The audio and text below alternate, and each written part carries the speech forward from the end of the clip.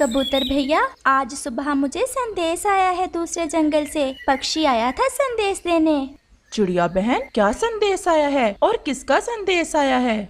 कबूतर भैया सुने तो, आज शाम दूसरे जंगल में बुलबुल दीदी के घर हमारी आमंत्रण है। हम सब पक्षियों को बुलाया है बुलबुल दीदी ने।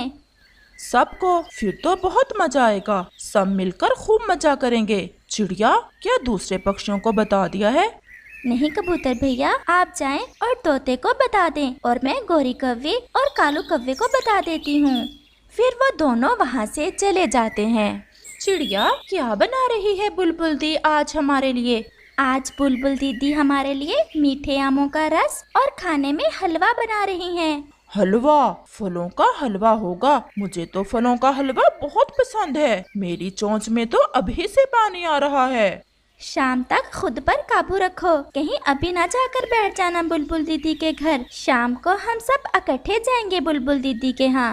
कबूतर तोते को भी बता देता है। ऐसे ही शाम भी हो जाती है और सब पक्षी, तोता, कबूतर, चिड़िया, कौवा और कव्वी दूसरे जंगल बुलबुल की तरफ चल देते हैं। वो सब बहुत खुश थे। वो तो बहुत तेज उड़ रहे थे। कौवा और कव्वी तो सबसे आगे आगे थे। उन्हें तो फलों का हलवा खाने का कुछ ज्यादा ही शौक था। फिर वो सब दूसरे जंगल पहुंच जाते हैं। आओ आओ मेरे दोस्तों, कैसा रहा आपका सफर? सफर तो बहुत अच्छा रहा, परंतु उड़ते उड़ते भूख जोरों की लग गई है। बुलबुल बहन, आप तो जल्दी से वो फलों का हलवा दो, मेरे तो पेट में चूहे दौड़ रहे हैं। बुलबुल बहन, कव्वे और कव्वी ने सुबह से ही कुछ नहीं खाया। बुलबुल दीदी, हम सब थक गए हैं और सफर भी बहुत अच्छा गुजरा। और आपका बहुत बहुत धन्यवाद जो आप इतने प्यार से जब भी हलवा बनाती हो हमें बुला लेती हो। मुझे अपने दोस्तों से मिल बैठकर खाने में बहुत मजा आता है। फिर बुलबुल सब पक्षियों को स्वादिष्ट हलवा देती है, जिसकी सुगंध तो पूरे जंगल में फैल रही थी। सब पक्षी बहुत मजे से हलवा खाते हैं। बुलबुल दी, ऐसा हलवा हमने पहले कभी नहीं खाया। न जाने इसमें आप क्या डालती हो।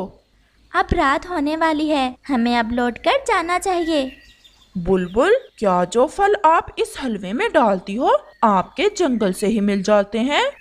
हाँ कव्वे भैया, ये सब फल हमारे जंगल के ही हैं। हमारे जंगल में मौसम ठीक है और खाने की कोई कमी नहीं है। तो दोस्तों चलो फिर, अब हमें देर हो रही है। आप जाएं, हम तो आज से इसी जंगल में रहेंगे। तरह तरह के फल हैं इस जंगल में। कव्वे भैया और कव्वी बहन, केवल अच्छे भोजन के लिए आप अपना घर, अपने दोस्त, अपना जंगल छोड़ दोगे क्या? इस जंगल में हमें दोस्त भी मिल जाएंगे और हम अपना घर भी बना लेंगे। हम तो वापस नहीं जाएंगे, आप जाओ। कव्वी और कव्वी बहन, ऐसा ठीक नहीं है। आपको अपने जंगल में वापस लौट कर जाना चाहिए। जैसे अपने दोस्तों के साथ आप आए थे, ऐसे ही खुशी खुशी लौट कर वापस जाओ। बुलबुल दी, अगर आपको डर है कि हम तुम्हारे घर में रहेंगे तो ऐसा नहीं है। मेरी सहेली रहती है इस जंगल में, हम उसके पास चले जाएंगे। मैंने ये कब कहा? फिर चिड़िया, कबूतर और तोता वापस चले जाते हैं और कौवा और कव्वी वहाँ से थोड़ी दूर चंबेली कव्वी की तरफ चले जाते हैं। गोरी और कालू कैसे आए थे?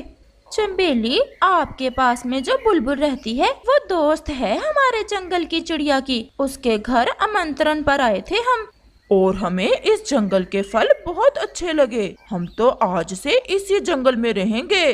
क्या फलों के लिए आपने घर और दोस्त छोड़ दिए? आप भी तो मेरी सहेली ही हो, हम आपके पास ही अपना घर बना लेंगे। जैसे आपको अच्छा लगे। आज की रात आप मेरे घर में ही रह लें और फिर कल अपना घर बना लेना। चिड़िया, कौवे और कव्वे तो कुछ ज्यादा ही लालच करते हैं। कैसे उन्होंने बुलबुल के जंगल में फल देकर अपना घर ही छोड़ दिया। कबूतर भैया, कुछ पक्षी ऐसे होते हैं जिनके नजदीक दोस्त, घर और अपने जंगल से बढ़कर भोजन होता है। ऐसे ही जंगल में रात हो जाती है। कबूतर और तोता भी चिड़िया के घर में ही सो जाते हैं। दूसरे जंगल में कौवा और कव्वी तो मजे कर रहे थे। वहाँ तो तरह तरह के फल थे। वो डाल डाल के फल खाते और नदी से ठंडा ठंडा पानी पीते। और जब रात होती तो हर रोज गोरी कालू को साथ लेकर अपनी दोस्त चंबेली के घर चली जाती। गौरी बहन, एक बात कहना थी, अगर आपको बुरा ना लगे तो। बताओ बताओ मेरी सहेली, क्या बात है? आपने कहा था कि हम अपना घर बना लेंगे, परंतु अब तो कई दिन गुजर गए, आपने अभी तक बनाया नहीं अपना घर। मैं इसलिए कह रही हूँ कि कल मेरी माँ भी आ रही है मुझसे मिलने, और मेरे घर में जगह भी कम है। बेहतर है कि आप अपना घर बना ही लें। मेरी सहेली, बस आज की रात ही गुजारेंगे आपके घर, और फिर कल हम अपना घर बना लेंगे। तरह तरह के फल खा खा कर हमारा तो पेट ही नहीं भरता। पेट भरे तो और कोई काम करें हम।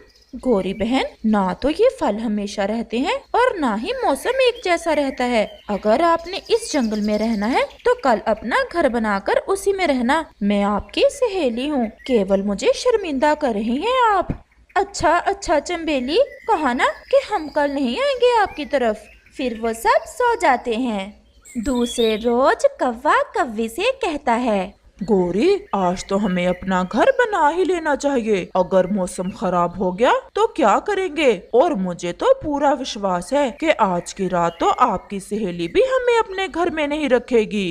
कालू जी, जब रात होगी तो देखी जाएगी। मेरी सहेली ने ना रखा तो क्या हुआ, बुलबुल दी के यहाँ चले जाएंगे। खाओ पियो और मौज करो। वो ऐसे बैठे हुए थे कि कबूतर और चिड़िया उड़ते उड़ते वहाँ आ जाते हैं। गौरी बहन कैसी हो, और क्या अपना घर बना लिया है आपने इस जंगल में? हमें तो इस जंगल के पक्षी अपना घर बनाने ही नहीं देते। हर रोज कोई ना कोई पक्षी अपने घर ले जाता है हमें। हम बादल के पास गए थे, आज या कल बादल आ रहे हैं बरसात करने। हम सब ने अपने अपने घर अच्छे से बना लिए हैं, और तुम्हारे पास रहने को अपना घर नहीं है। बारिश के दिनों में कोई भी आपको अपने घर में नहीं रखेगा। कबूतर भैया ठीक कह रहे हैं। गौरी बहन, आप भी अपने जंगल वापस आ जाएं और अपने घर की मरम्मत कर लें। अभी इस जंगल में फल हैं, हम तो मजे मजे से फल खाएंगे, और तुम जाओ और अपना काम करो। जब बारिश होगी तो देखी जाएगी। फिर चिड़िया और कबूतर वहाँ से चले जाते हैं। कौवा और कौवी तो गहरी छांव में सो जाते हैं। उन्हें तो पता ही नहीं चलता कि कब रात हो जाती है। उठो कालू उठो, रात हो गई और हमें पता ही नहीं चला। आसमान पर बादल भी जोर से गरजता है। कालू जी, बादल तो बहुत गहरे हैं। अगर बारिश शुरू हो गई तो हम कहाँ जाएंगे? सब पक्षी अपने अपने घरों में सुरक्षित बैठे हैं। पूरे जंगल में हम ही हैं जो ऐसे बेघर बैठे हुए हैं। फिर गौरी और कालू गौरी की सहेली चंबेली के घर फिर से जाते हैं। चंबेली बहन, बारिश होने वाली है, प्लीज आज की रात फिर से हमें अपने घर में रख लें। हम सो गए थे और घर नहीं बना पाए आज। फिर ना तो मैं तुम्हारी सहेली हूँ और ना ही मैं तुम्हें जानती हूँ, और तुम्हारे जैसे पक्षियों से दोस्ती रखना शर्म की बात है। भागो यहाँ से, मेरे घर में कोई जगह नहीं है। कालू जी, अब क्या करें? बारिश शुरू होने से पहले पहले हम अपने जंगल ही वापस लौट जाते हैं। अगर रास्ते में बारिश शुरू हो गई तो फिर क्या होगा? यहाँ भी मरना ही है। फिर आसमान पर बादल फटता है और तेज बारिश शुरू हो जाती है। फिर वो तेजी से अपने जंगल की तरफ उड़ते हैं। पूरे जंगल में कोई भी पक्षी ना था। सब अपने अपने घरों में बैठे बारिश के मजे ले रहे थे। कौवा और कौवी तो सारा दिन तरह तरह के फल खाने में लगे रहते, और उन्होंने अपना घर भी ना बनाया था। वो ऐसी बारिश में बहुत मुश्किल से उड़ रहे थे। फिर जैसे ही वो नदी पर से गुजरते हैं, आसमान से एक बिजली उन पर गिरती है और वो दोनों वहीं मर जाते हैं। इस कहानी से हमें सीख मिलती है, अपना हर काम समय पर करो। जो वक्त की कदर नहीं करता वो हमेशा नुकसान ही उठाता